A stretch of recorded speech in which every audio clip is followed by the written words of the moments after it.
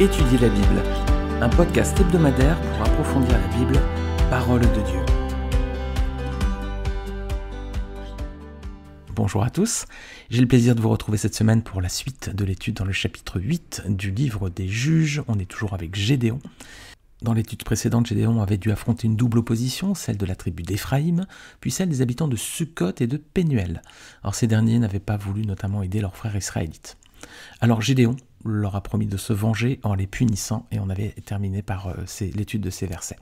Donc on avait regardé pour l'instant Juge 8, versets 1 à 9. Alors on va relire le chapitre 8 depuis le début, ça va nous permettre de nous remettre dans le contexte, et puis on va étudier tout particulièrement depuis le verset 10 jusqu'à la fin du chapitre.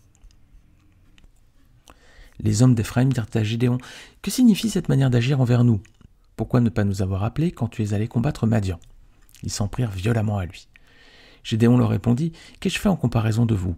Le peu qu'a pu grappiller Éphraïm ne vaut-il pas mieux que tout ce qu'a pu récolter la famille d'Abiézer ? C'est entre vos mains que Dieu a livré Oreb et Zeb, les chefs de Madian. Qu'ai-je donc pu faire en comparaison de vous ? » Lorsqu'il eut dit cela, leur colère contre lui s'apaisa.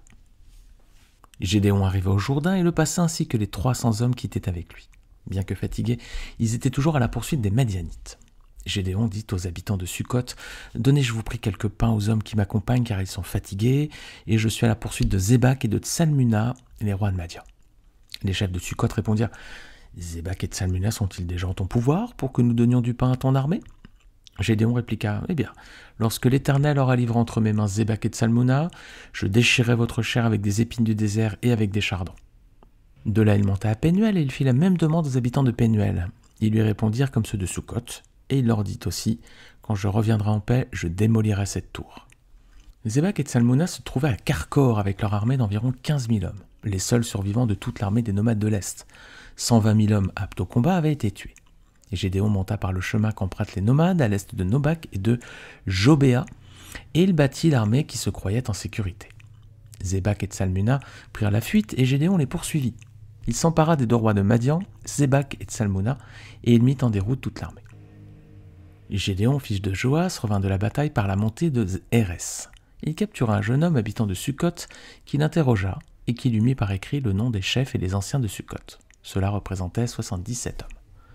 Puis il alla trouver les habitants de Sukkot et leur dit : « Voici Zébak et Tsalmuna, au sujet desquels vous m'avez insulté en disant : Zébak et Tsalmuna sont-ils déjà en ton pouvoir pour que nous donnions du pain à tes hommes fatigués ? » Il s'empara des anciens de la ville et punit les habitants de Sukkot avec des épines du désert et avec des chardons. Il démolit aussi la tour de Pénuel et il tua les habitants de la ville. Gédéon demanda à Zébak et à Tsalmuna : « Comment étaient les hommes que vous avez tués au mont Tabor ? » Ils répondirent : « Ils te ressemblaient, chacun avait l'air d'un fils de roi. » Il dit : « C'étaient mes frères, les fils de ma mère. L'Éternel est vivant. Si vous les aviez laissés vivre, je ne vous tuerais pas. » Et il ordonna à Jéter, son fils aîné : « Lève-toi, tue-les. » Mais le jeune garçon ne dégaina pas son épée parce qu'il avait peur. En effet, c'était encore un enfant. Zébak et Tsalmuna dirent : « Lève-toi toi-même et tue-nous, car c'est un homme fort de le faire. » Gédéon se leva alors et tua Zébak et Tsalmuna. Il prit ensuite les ornements en forme de croissant qui étaient au cou de leurs chameaux. Les Israélites dirent à Gédéon : « Domine sur nous, toi, puis tes fils et tes descendants, car tu nous as délivrés de l'oppression de Madian. » Gédéon leur dit : « Je ne dominerai pas sur vous et mes descendants non plus. C'est l'Éternel qui dominera sur vous. » Gédéon ajouta : « Je ne demande à vous faire, donnez-moi chacun les anneaux de votre butin. » Les ennemis avaient des anneaux d'or, car c'étaient des Ismaélites. Ils répondirent : « Nous te les donnerons volontiers. » Et ils étendirent par terre un manteau sur lequel chacun jeta les anneaux pris dans son butin. Le poids des anneaux d'or que demanda Gédéon fut de près de 20 kilos, et ce sans compter les ornements en forme de croissant, les boucles d'oreilles et les vêtements de pourpre que portaient les rois de Madian, ni les colliers qui étaient au cou de leurs chameaux. Gédéon en fit un éphod qu'il plaça dans sa ville à Opra. Il y devient l'objet des prostitutions de tout Israël, et il fut un piège pour Gédéon et pour sa famille. Les Madianites furent humiliés devant les Israélites et ne relevèrent plus la tête. Le pays fut en paix pendant 40 ans, c'est-à-dire durant la vie de Gédéon.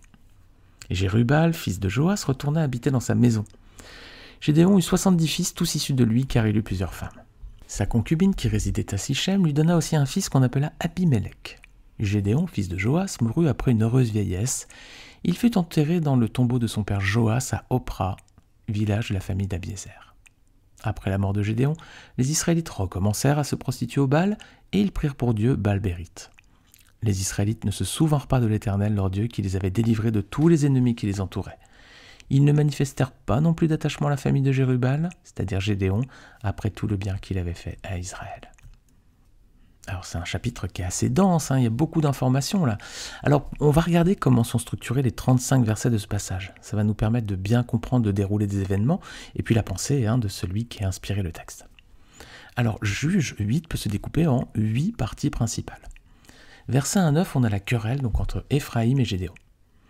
Ensuite, versets 4 à 9, on a la querelle des habitants de Sukkot et de Pénuel contre Gédéon. C'est ce qu'on a étudié. On a étudié ces passages-là dans la précédente étude, donc dans l'épisode de podcast de la semaine dernière.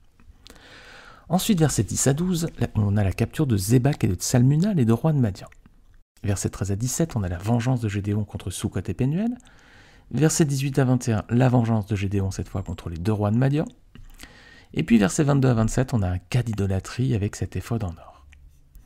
Enfin, sur la fin du chapitre, on a versets 28 à 32, la fin de vie de Gédéon. Et puis le passage se conclut par les versets 33 à 35. À la mort de Gédéon, on voit que les Israélites retombent dans l'idolâtrie et ils oublient très vite le juge qui les avait aussi libérés. Alors voilà, on a 8 parties principales et c'est assez représentatif du comportement du peuple d'Israël au temps des juges. Voilà, le peuple est persécuté, il crie à Dieu, et puis alors il est capable de livrer bataille contre ses ennemis avec l'aide du Seigneur.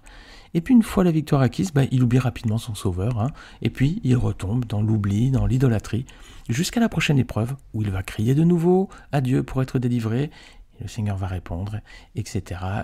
Il va permettre la délivrance, et puis après le peuple va retourner à l'idolâtrie et dans l'oubli, etc. Est-ce que c'est pas aussi parfois notre attitude, les amis? Est-ce que c'est pas aussi parfois notre attitude? Eh bien, on va regarder ces 8 parties donc dans le détail. Alors déjà, verset 10, on voit que, regardez, sur les 120 000 soldats que comptait Madian, regardez combien il en reste. Il ne reste plus grand-chose, 15 000. Waouh! C'était à peu près 10% finalement. Alors c'est une vraie débâcle, ils ont perdu 9 soldats sur 10, c'est une hécatombe là. Verset suivant, regardez 11 et 12, Gédéon va prendre par surprise les hommes restants, il en restait plus beaucoup, et puis donc beaucoup vont s'enfuir, et puis il va quand même faire prisonniers les deux rois de Madian, là, les deux chefs, Zébak et Tsalmuna.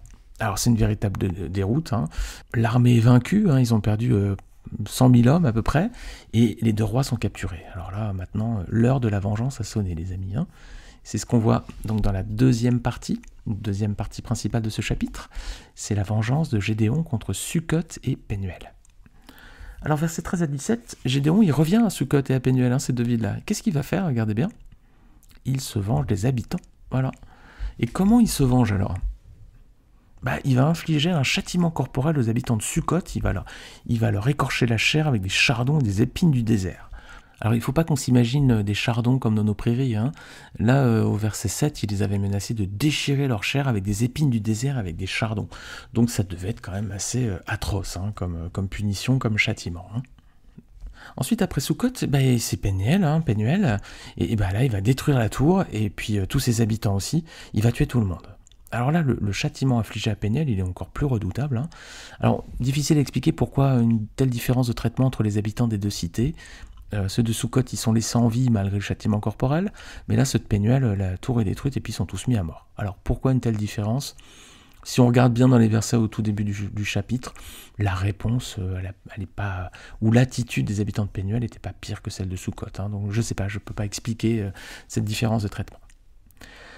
Alors dans l'épisode précédent, rappelez-vous si vous l'avez écouté, sinon je vous invite à le faire, c'est l'épisode de la semaine dernière, on avait vu que le comportement de ces hommes était à l'image de l'attitude que nous devions avoir, nous, envers nos frères dans la foi.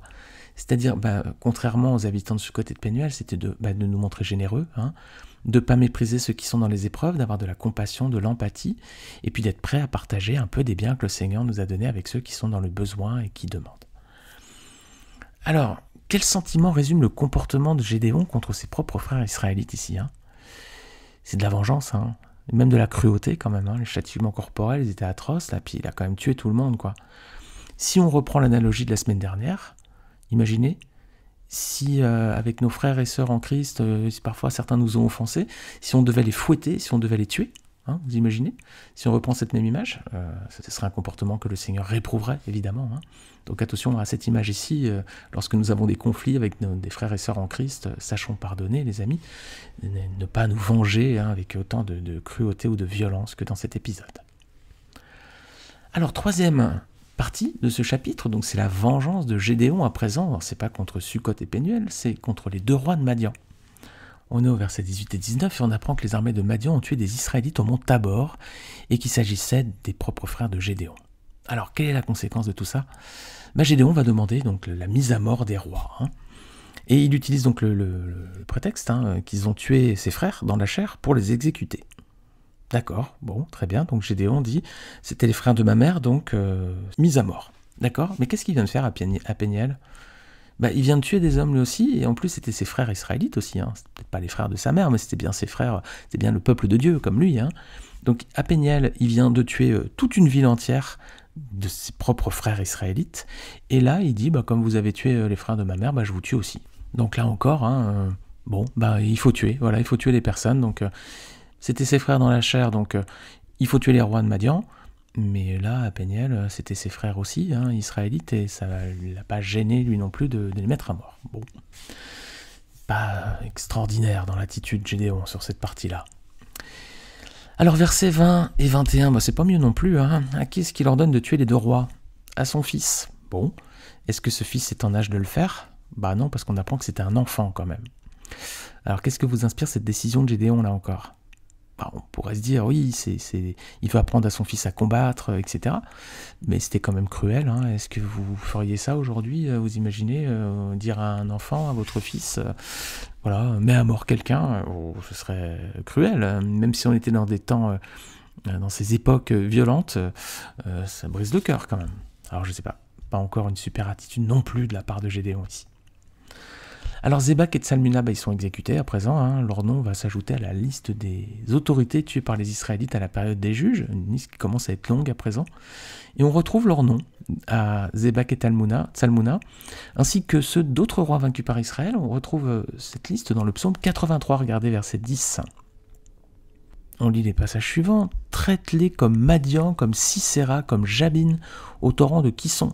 Ils ont été détruits en Andorre, ils sont devenus du fumier pour la terre. Traite leurs chefs comme Horeb et Zeb, et tous leurs princes comme Zébak et Tsalmuna, car ils disent « Emparons-nous des domaines de Dieu ». Voilà, c'était des personnes qui voulaient conquérir le territoire d'Israël. Vous avez vu comment ils ont fini. Zébak, Tsalmuna, mais aussi Sisera, qu'on a eu l'occasion de voir aussi, tout comme Horeb, Zeb, voilà. Ce sont des listes d'autorités des peuples ennemis d'Israël qui ont donc péri lorsqu'ils ont voulu conquérir la terre que Dieu avait donnée à Israël. Alors on voit donc que Gédéon s'est vengé à la fois contre les habitants de Sukkot et de Péniel, puis ensuite envers les rois de Madian. Alors on va répondre à cette question. Est-ce qu'il est bon pour le chrétien de se venger, les amis? Est-ce qu'on doit se faire justice après tout? C'est peut-être pour nous, à nos yeux, juste, non? On nous a fait du mal, eh bien il faut rendre le mal. Un peu comme Gédéon dans ce passage. Alors on va regarder 3 passages bibliques qui nous donnent la voie à suivre. Le premier, c'est dans Romains chapitre 12, verset 19. Parole de Dieu nous dit « Ne vous vengez point vous-même, bien-aimés, mais laissez agir la colère, car il est écrit « À moi la vengeance, à moi la rétribution, dit le Seigneur. » Alors là, clairement, est-ce qu'on doit se venger nous-mêmes? Non. Qu'est-ce qu'on doit faire plutôt? On doit laisser le Seigneur s'en occuper, finalement. C'est pas toujours facile, visiblement. Des fois, on est un peu dans la réaction. On est des personnes qui aimons nous faire justice, après tout. On nous a fait du mal à nous. Le Seigneur nous dit non. Laissez le Seigneur agir. Regardez un deuxième verset qui donne la même idée, c'est dans Proverbe 20, verset 22. Ne dis pas je rendrai le mal, espère en l'Éternel et il te délivrera. Voilà. Au lieu de rendre le mal, les amis, quand on nous blesse, au lieu de rendre coup pour coup, qu'est-ce qu'on doit faire plutôt? On doit espérer en l'Éternel. Voilà. C'est lui qui nous délivrera, c'est lui qui nous fera justice, nous dit ce passage de l'Écriture donc dans l'Ancien Testament, Proverbe 20, 22.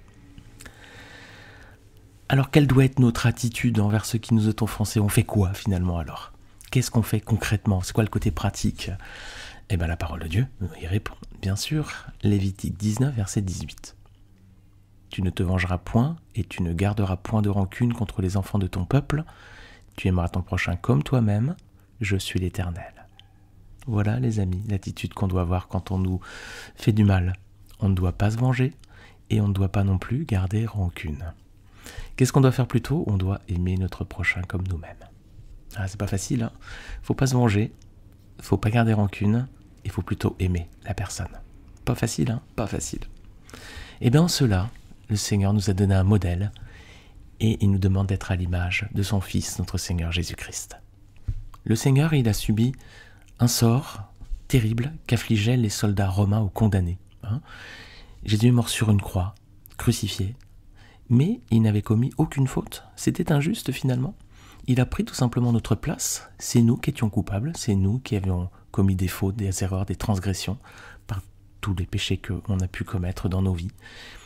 Eh bien, c'est nous qui méritions le sort de cette mort sur la croix. Mais Jésus est mort sur la croix par amour pour nous. Le Seigneur était innocent de tout péché, mais malgré tout, les hommes l'ont tué, et auparavant, ils l'ont insulté, frappé, calomnié, flagellé, torturé, et enfin mis à mort dans des conditions atroces. Qu'auriez-vous fait à la place de Jésus? Est-ce que vous vous seriez laissé faire? Est-ce que vous auriez donné des coups de poing? Est-ce que vous auriez maudit des gens? Est-ce que vous auriez crié « Justice » Qu'a fait Jésus, les amis?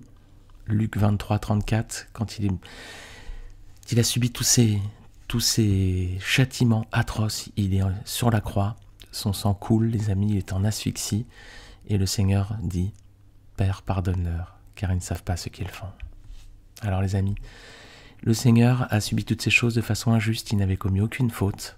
C'est nous qui aurions dû mourir à sa place, c'est nous qui aurions dû subir ce châtiment, et Jésus a accepté de le vivre, le souffrir pour nous. Alors les amis, Jésus, il n'a rien dit, il s'est laissé faire comme une brebis qu'on mène à l'abattoir, il n'a rien dit, il est resté muet. Est-ce que vous ne pensez pas des fois que nos afflictions, les torts qu'on peut commettre envers nous sont bien infimes par rapport à ce qu'a vécu le Seigneur sur la croix? Et pourtant le Seigneur, il n'a rien dit, il n'a rien fait. Alors, soyons à l'image de Christ, ne cherchons pas à nous venger ou à rendre le mal pour le mal. En toute chose, ayons en nous les mêmes sentiments qui étaient en Jésus-Christ. Il a tout accepté pour nous et il n'a pas cherché à nous maudire. Au contraire, il nous a aimés. Il ne nous a pas gardé rancune. Au contraire, il nous a pardonnés. Et il n'a pas cherché à se venger.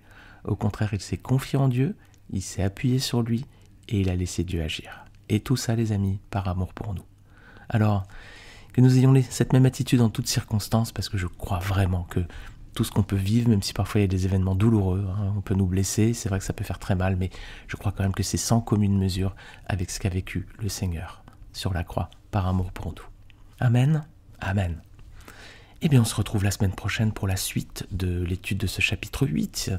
Il va se passer quelque chose de grave. C'est un cas d'idolâtrie qui va être mis en avant avec la construction, la conception d'un éphod en or. Alors, on verra tout ça la semaine prochaine. En attendant, les amis, je demande au Seigneur de vous bénir et de nous aider, vous et moi aussi, à être à l'image de Jésus-Christ. Lorsqu'on nous blesse, ne pas chercher à nous venger, ne pas maudire, ne pas garder rancune. Au contraire, aimer les autres, nous confier en Dieu, nous appuyer sur lui. C'est le Seigneur qui fera justice. Et sa justice, elle est véritable. La nôtre, elle est tellement imparfaite. Amen. Amen les amis, et bonne semaine à tous.